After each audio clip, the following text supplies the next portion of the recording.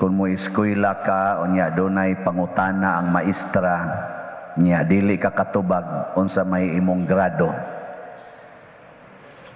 Pasar hagbong. Hagbong. Ay kusga.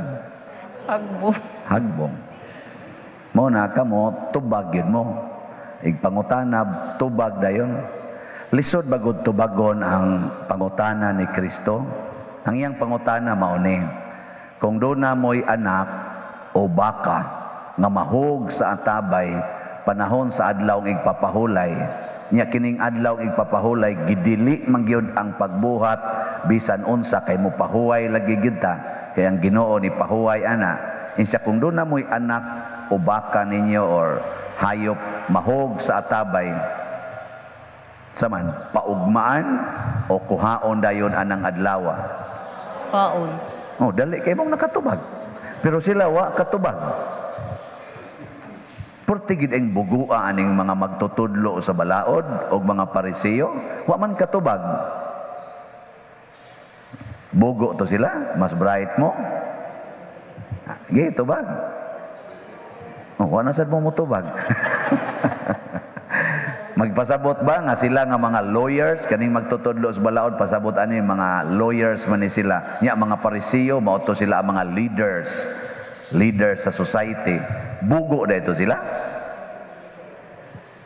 bright kayo purting bright nila to the point nga galisod sila tubag tungod sa ilang ka bright. Matod pa ni San Pablo sa unang pagbasa nang hinaot kong makabaton mo sa kaalam. Ba't giyon sa to pagsulti sa iyo tingali ko ako lang ning klarohon.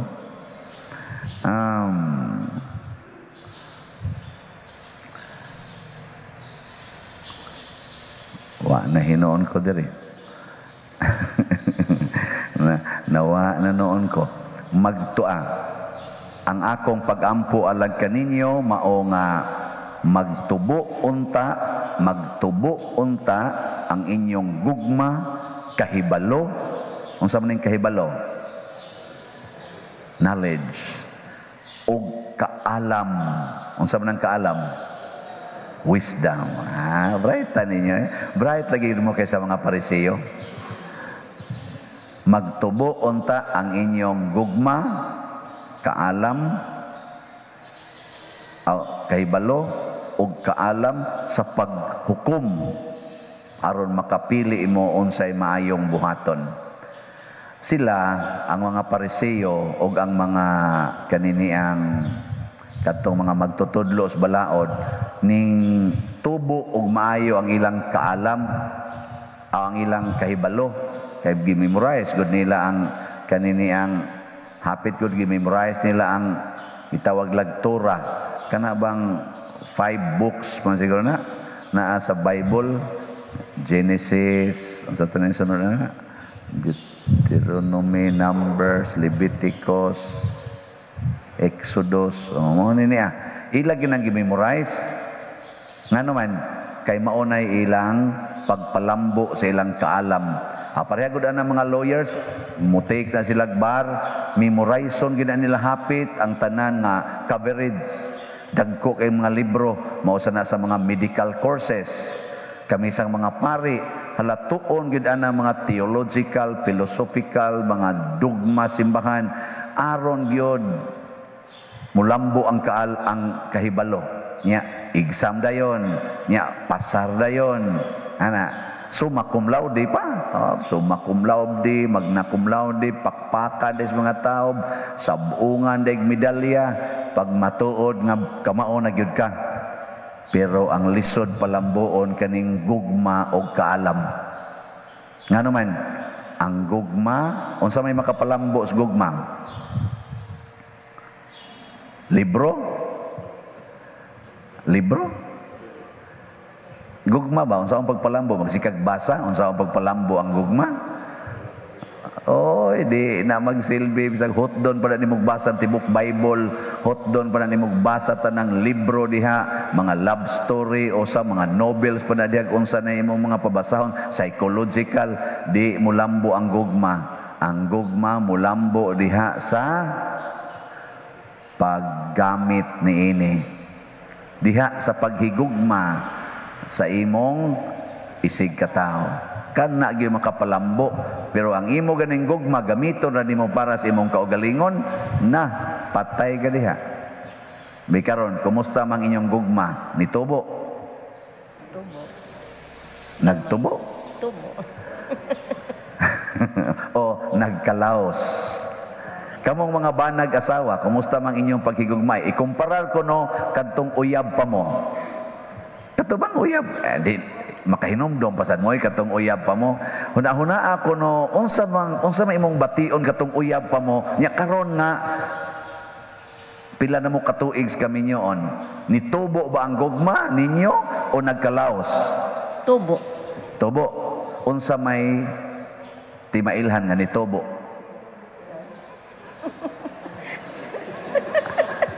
Sige. Oy, kasagaran nangamatay.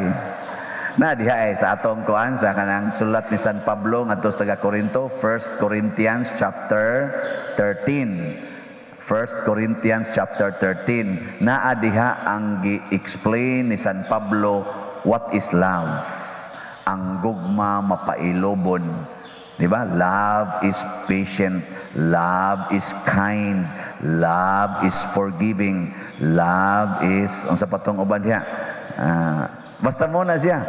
Kana palang daang, love is patient. Love is kind. Unsa man ka kapasensyosa or pasensyoso katong uyab pa mo, karon mitubo ba ang imong patient o yaw-yawan kay ka? Hay may mas yaw-yawan nimo katong uyab pa mo o karong minyo na mo? Minyo na. Nagkalaos ang gugma. Kay ang gugma patience man ang mutobo. Ana, nya napadyo gibutang diha. Love does not keep a record of wrong. Ang gugma kuno dili kuno magtipig og mga sayop. Hayman kalainan, hay mas kanang dali kay kang mawagtang sa imong utok ang iyang binuhatan, ang iyang mga sipyat ba katong uyab pa mo o karong minyo na mo. Wa ba kay daghang sigig tipig des imong hunahuna, iniglakaw sa imong bana or sa imong asawa, labi nagduda ka ngan ana na say kabit, wa ba magsuod sa imong hunahuna, tuan na sang animal ay adto na sa tus kabit niya. Nagkeep ka og record of wrong. O kanang pagsigig subay-subay, kanang sig subay-subay ba?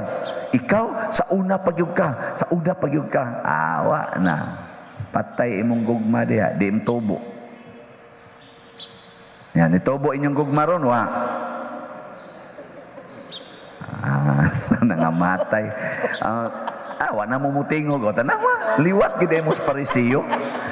Ang sunod, ang kaalam. Unsa may makapatubo sa kaalam? Kanang sigig basa na mga libro? Sig basa? Kadto kunong diha gitawag og a man of wisdom.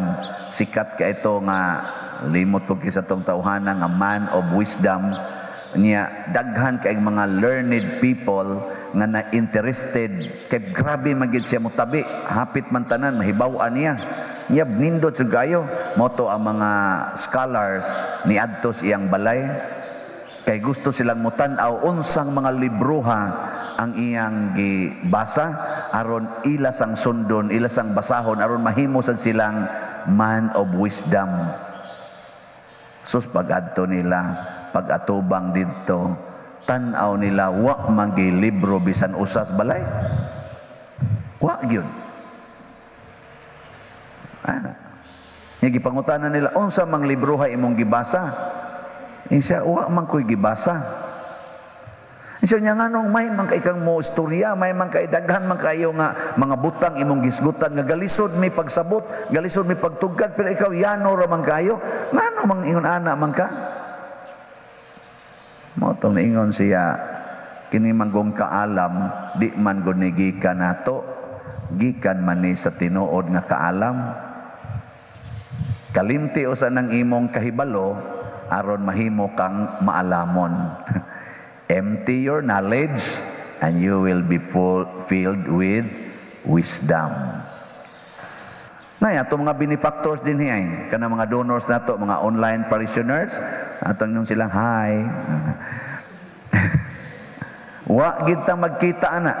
Pero daghan kay nila nga nagsigig ingon, Father, mahunong laning COVID, makauli kog Pinas, anhaon ta gyud ka kay magkita gyud ta. Nako, ako sad excited sa kong magkita ta. Labi na igtan-aw nako medyo gwapa-gwapa. Sige, kita kita.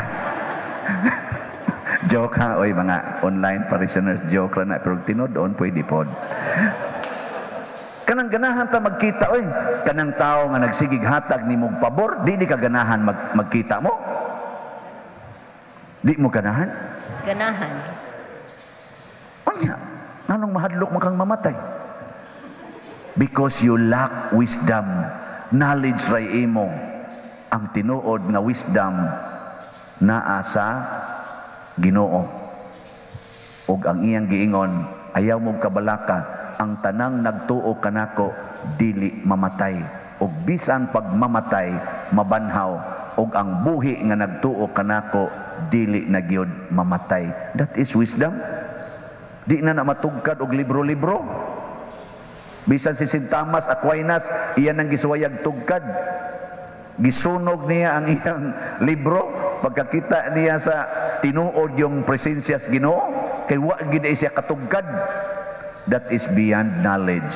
Nya si San Pablo, bisag gibilanggo siya, nagpasalamat sa Ginoo. Sudang gana, nabilanggo siya, giskidula na kanus apat yun, nagsigig pasalamat sa Ginoo. Wisdom ang iyang gigamit, dili lang knowledge. Ana ha? Sige, katong na ay wisdom, manindog ta.